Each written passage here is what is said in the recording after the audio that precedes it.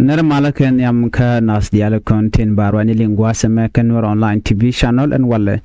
shenga badek ka paingwan ron kina dangro biri jandangre de bakel bana report me bana jeling ka do badande kon lingaja anda mandun shang kwasnyak ka jan gwa seme bana roche ke report ne kila re shop ka diok ka ler de ti yer kan etongwan yer kan dor yer kan community na ka yer kan we South Sudan, even Nuer. Bana right, card breaking update. Me talk Dr. Shalkamo Jonglei State. Kala de one Latin continent humanitarian aid workers. Kala de one chatene cha jigano cha netin, kane to shiklu ke shaganak dena SSPDF. Ka gwade da nation abin wa shiga latin ko na lad humanitarians cikin ganna katana ba wa ko ki gwada da na shiga wetin ka lati tup ka kwan ke tup ka lok canadian county la vulnerable people kene de kona shuch aname ban writing ka dob dan to ga ja lere da woro gwas men ban nyoko mu kwen kona bana rach kering midin mi to ogdar shal kama ulang kanti ka nasir ulang kanti je tigarek no ka kor gwade paiwo an gwasa mo chala do ne se gaat Nuer dang jok gaat tiene kan wachi yeken chiktes ni ke chigliu gwan ma chala do ne ano shetek Diego je shirika mine ke explosive equipment muten gwado mo mishimar kan mishimar wacha ga dang jok shaganak ko lankanti bana jeling dobdan togeje anono bukonoling le radio den gwazmen bana nyoko minyo akone bana rach ke report mishalat ke kwing mane to manaken rewi ke South Sudan te telet te shamu kelet ku me kirme yadit anono shinetin kontin la kwarchi kulo rajane ngo ne de kola ngane de wika South Sudan wa men chika ladje ke je wa ke lezi ke chikan lat chikan luang ke jo dana shalat wudu shala kol manyang ju ke tero im chakul la wudu shala aten wuka aten jana kwaje kana kol manyang ju ko kol manyang ju kina je kuno ne te kon ka kwande te ka te de kon ka cham chit ko de na mit ke guek ke kere tol awewe jena tok ka kwanda de cham tina de shuje keteketen ka waljen family de kepken ka yo cham kan man plan ku kan ko kene jogo no cham gue kan kerkere so ban jeling a report meni ko wona kon yam chan je to gwasa me ka rega dana shalat kanetin kontin ci yeken tesnien telalat ki humanitarian workers tilare wi ka Jonglei State Tirudian kan dial kan wari banjelinga je report mene and by the way a very disturbing news malalat ke ano menyon sharnat international medical charity organization shall medicine sans frontier KMSF can shiloken shike jat ke chilo din jadalong anamsaf shikana confirm onena shetakala tishanak deni SSPDF re koredan me bokana tin karen yale ka Jonglei State kolera don wari no mo gwadan to rekten chirmedan ngai kona me shi deni SSPDF me shi were which shikana tiken ga bok karen yal ka kana nak but that time ka report kana no Medicine Sans Frontier ki international medical charity me organization HLIMSF ko report ko jela pilot ka korga me chew ngaje no shagu confirm no ne te konde let ka kel tlan wer shagan na kala tok deni SSPD abre koredan tan dien dong bugone ka ren yale ke tan dien mam ka dei pin kana tan na ta chagut ken shagan ngach tis tell missing gorga ka boni amsf lermishit kana me be ano ka korka me chala do ne ala ne kon lalla te te lankan kana piri wa shi ga ban ga gwaze dan me ci kor me ci to ka je report mi shalat organization ci kala do ne kan ne ku dangro jen bangonu de kel te la staff members wa ken shaka affect kor dan ci to ke ci kor ci to ke ga yar chagula do ne re ne ku dang ro jen bango de kel telalat ka jen humanitarian organization tin kon lokana ware dien ne di jandang ro bakkel ne jandang ro bakkel telalat wa sha ka confirm no ken teleka ke tan den chikelu ne di jandang ro wi de bakkel ti yala do teleka ke ti chana ke tan den ba don ko gwal dan tigatin ko en gwas me ke lu gor ka guardian ka cha ga je kane jandang ro bakkel ti batti ka chana ke chala do chana wari den dial kan wari kilo na te jada long ke report mi shirka na me ka jo dan chalat ke ja shi organization shi kan laro ne na kan shi lo den jat ko chane ke na konen kwana la lok cha kan na ka kuma kan de kontin la local communities ana konien ke lu ke lu den je kan kan editi la MSF ne de ti kan de kon la to ko wal to go medical support mite long shiban ngai kon diala MSF ke medical sans frontier and again again dini jen a major humanitarian organization mo logne de kon tinte dul wal ki gwa pola poanya la health care service lokan ne de kon tin char longa la vulnerable people lokan ne de kon sha feka kor ke cha yara kor ne de sha juch kumi kirmi yadi de la de nya SSPDF tai dan signa ju ke ja gwa da ne kan natin bokanatin karen yale ka bokanatin ka date dit medical sans frontier la chungan yam kana netin kono ya kula naga tama tikala do nene mi chirandien kel mi chanak la lo la jete long ko ne me la na nyu den odi ne de kon la medical team tetop ko wal wa ken chigane de gwa kur la de no biga wal bigen ga to biga na bigen ka lok but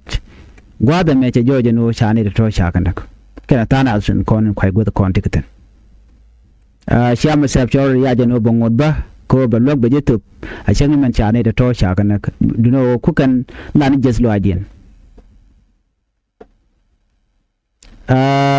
gwasa me te mi chalat kana shi ka shatika mi shi ka concern along an organization me te mi chalat chala do ne ka dangro tela staff members wa chi ga liu rei ko da ne shi to ka lankan but ping ne ya shi man chala ro de ka ne jandang ro bakkel ko tanen ko yeke but shi kan la do ne ro sha kan cha confirm kana no shi ga liu ne de kon te ka lankan gwada me chikala do ne kan medical sans frontier KMS kan ka right ke family members kan e ke dial kon let kan ka ko de kan kul confirm ke de kan contact wa kan ka right ko de relative ke je marnen kon let ka kel na de kan kul right ka wa kan contact ke kan ka right ka ka kuje mo ani me dane shi kan ngai kan medical sans frontier jen me kan me kan ngano chane ti chaganak kan ka benyal gor kan ode kan confirmation merong de kan calling ani de kon family kan shi ne de gor bene lat kenyam kan kon brar ka family members chikala do ka lusdien kan de kon te ka shi man ken kon yiken tesnien kan de kon de ko lat de medical sans frontier de ko benyal chikala do ne na bane kan shi kan shoot ken kan balat man ni shi ne de kon ji maradien ano shi ko kon benyal ki chi kan ngach ba shoot ken ba ko declare ko tanat ko ke jen one tong ke teka ki shi kliu ala shi kan kon declare alaken ba ko la ba shoot ken ba ko la na ba ko ngaje no nga kan nga yi ken tes ni no ne tilalat humanitarian workers ne de kon lo kana ka wal kan kon tin kwa ne dial kon tin chuch ko kan kon la to ba ka kan wal kan dial ko ken kon lo kana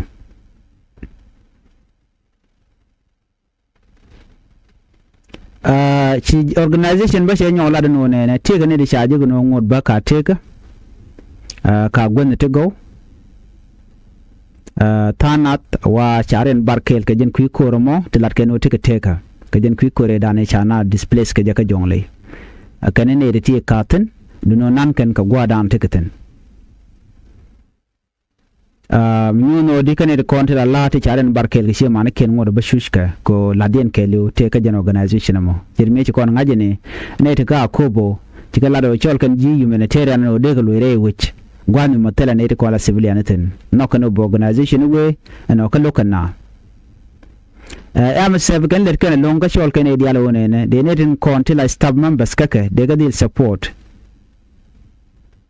de ga support kel ke fam ne ken ko ngai kon humanitarian workers chush ka long ban me sha ka lok wa telerek wa de dial kon dong wang ka de ka kan de ga ten so gorgo ba ne kon la lat kam se ba ka lok ka ba shi man ken ba ka lok ko la de nen ke lu je kan ka la dan let kan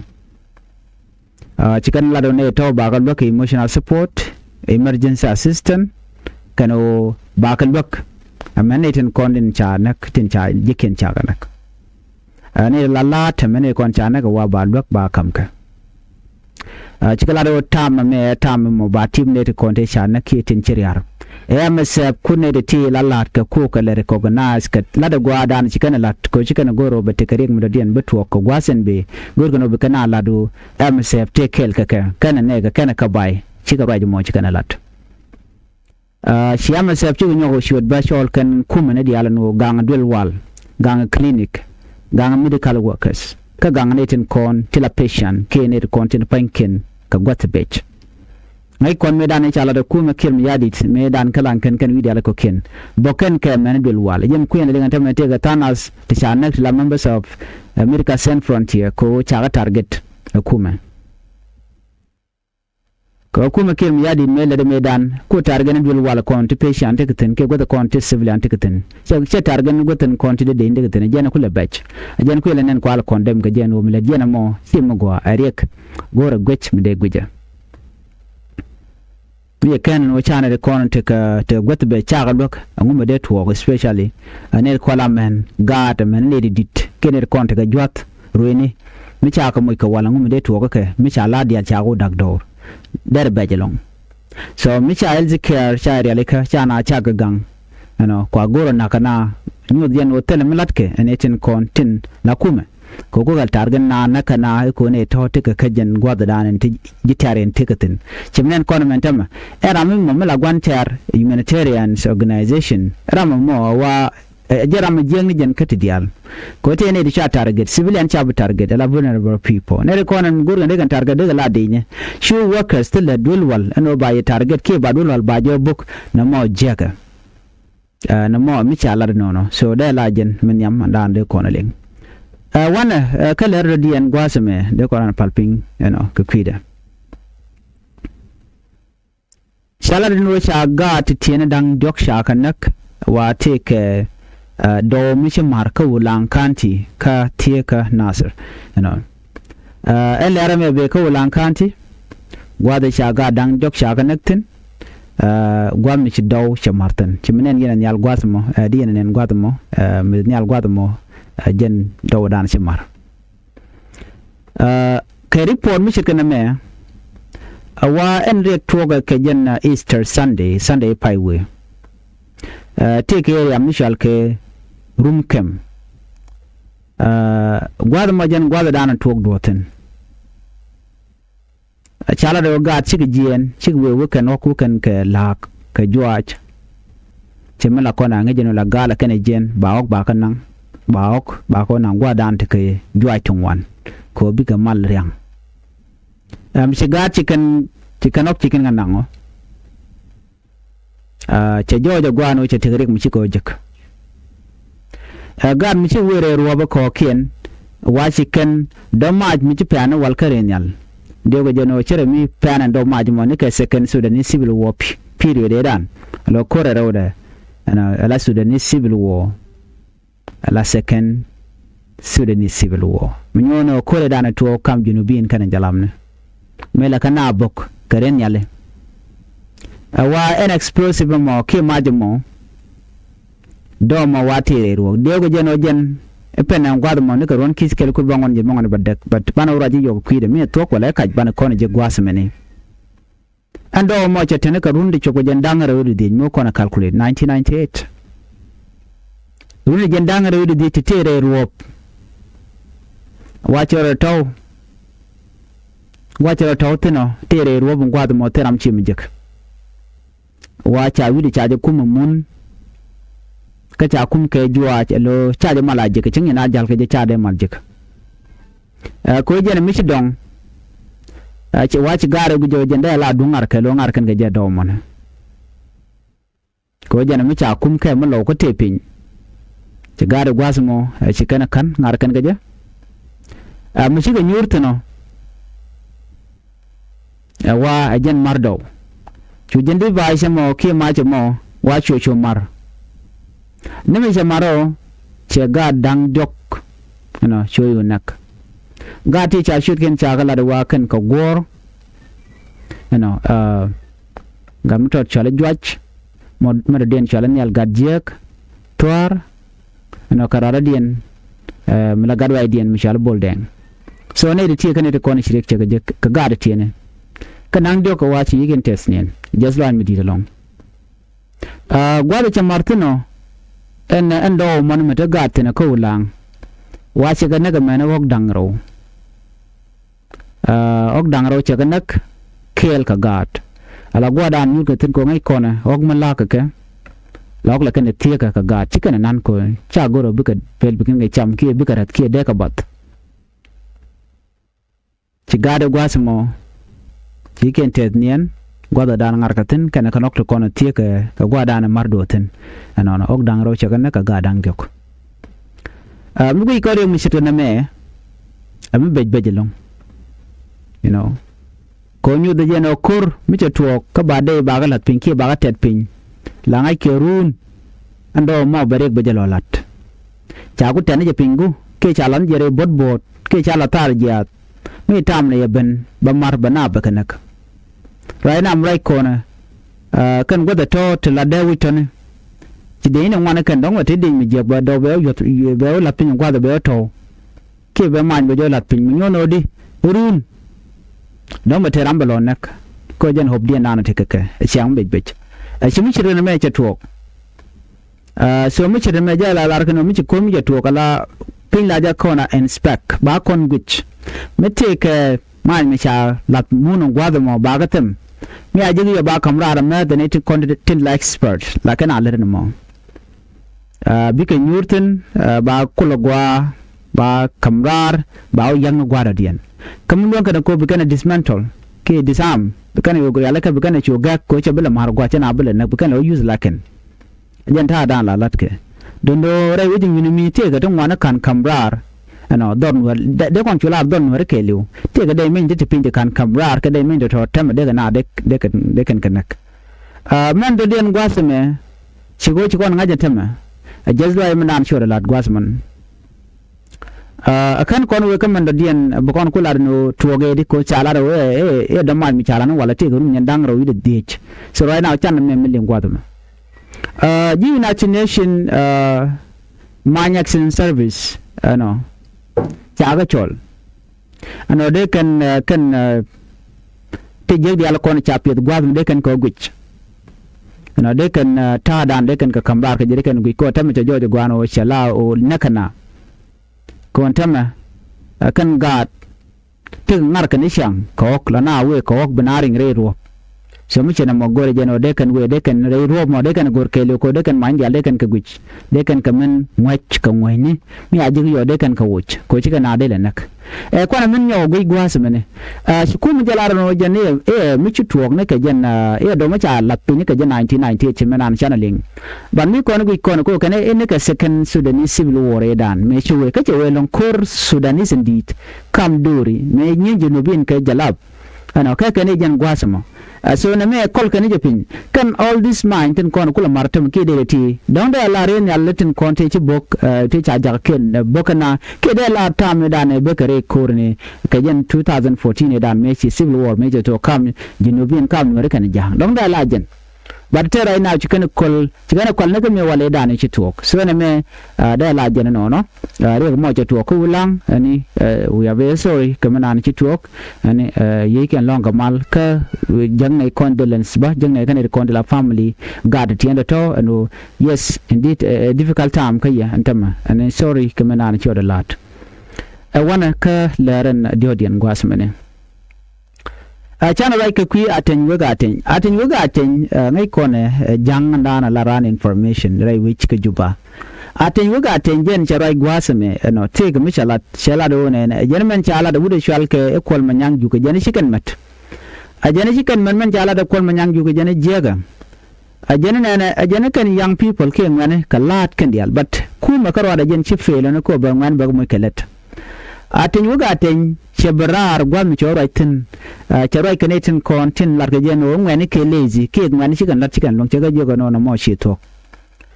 yo mu chikan me ulu jana dun kol manyang ju dan kan nang ro ka jangai kone kol manyang ju jana de ngane letegatin lokane lat kan ngane bon ano ke lazy ko kan mugor kan mu chikan mit ke guek ke ker ke ga tol ano ajen stermen dan echam ladana mena kol manyang ju de no ba gwi ni ke so mi chida me chikon ne ndi ber mo chel to ko china ga ka je ko chele bi jeno de na mi ke shir to ko je kan ngaje gwan men chala da kol manyang ju special la tin yuga tin che beni ala da jeno men chala kol manyang ju jene mi je action met ke kol kan ngane let kan la to ka ne kuma karwa da kana na kana ka much no kalet ajen ta da na chelat ka je ko mi chikene me an wode na jogo no yene wiya chamani ten kona ya la let gwazmo no kai kan to gad ken te gre kuma let ken so na me jen kwala do rudian kanediti kanedi chudian lut ko di chicken deer kanetin kontin chuch so me je ga na mane de ko report me de kon ling no ka ta da na je to ga je ana bana more information bana kala ojek ano ka report ko ken ben kay jog was me ni ko rajen wala ano ke tichop ka diok der titi ka kan dial wuga kan min kala mo ngai ko na South Sudan ke le shuje at this time ka kwinga ka kwike mi yadit ko logo jono de mal daraben no kwal mi chicken let kel mi da ko char charge lun kiri dial ko ngurgo de mal de nyam mi chagale let tel mi shala mal de ben ana bana more information bana kala ojek ano kan next report and shu pero jono jin because support ano kan Nuer online TV channel ka YouTube ko because support bo kan Nuer online TV ka Facebook page da because follow ngwa mo ko bi more update because mala jige an bi atagal bye bye